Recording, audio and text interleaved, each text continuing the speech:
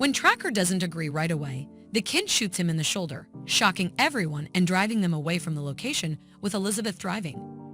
They are still going about a couple of hours after the fact, so Tracker is going to tell Elizabeth what cover they are looking for, referring to a house with a storm cellar or a basement. But she assures him that she knows what they need to look for before he can say another word. At the present time, they appear in a farmhouse and Tracker says they need to settle there now as the radiation should spread as of now.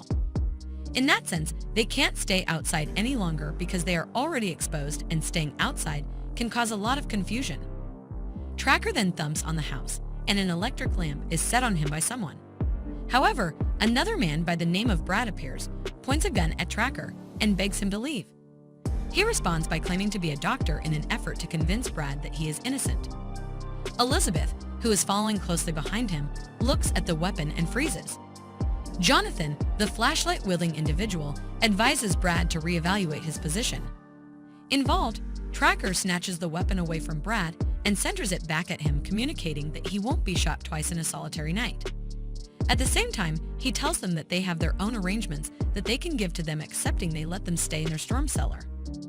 This moment, Brad's pregnant mate named Angie encourages him to just give Tracker and the others access, endorsed by Jonathan, that says they offer food and water of real value. However, Brad insists that they have their own water supply because they have a pump. Anyway, Tracker points out that the water from the siphon will be radiated soon, so it will not be safeguarded to drink.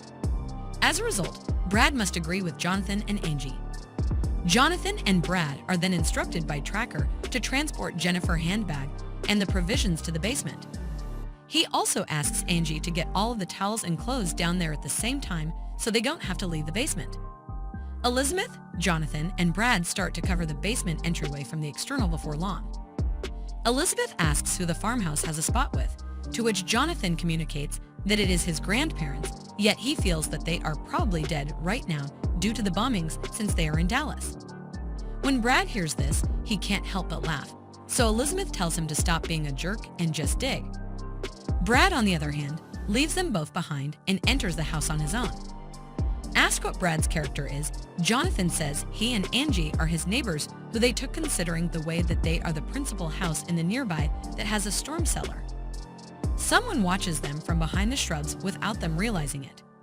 Inside, Angie just wraps getting together all of the towels and articles of clothing at the last washroom in the house when Tracker considers to be her.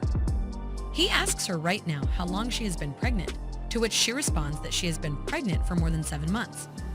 Before she can go, Tracker tracks down the remedies behind the mirror, so he encourages Angie to give a particular medicine to Jennifer that will help her kin.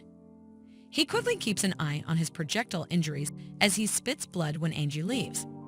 From that point onward, Tracker is searching for another shirt in a room when, fortunately, he discovers a few weapons and ammo. He then goes to the basement to rejoin with the others. He finally meets Wendell, another housemate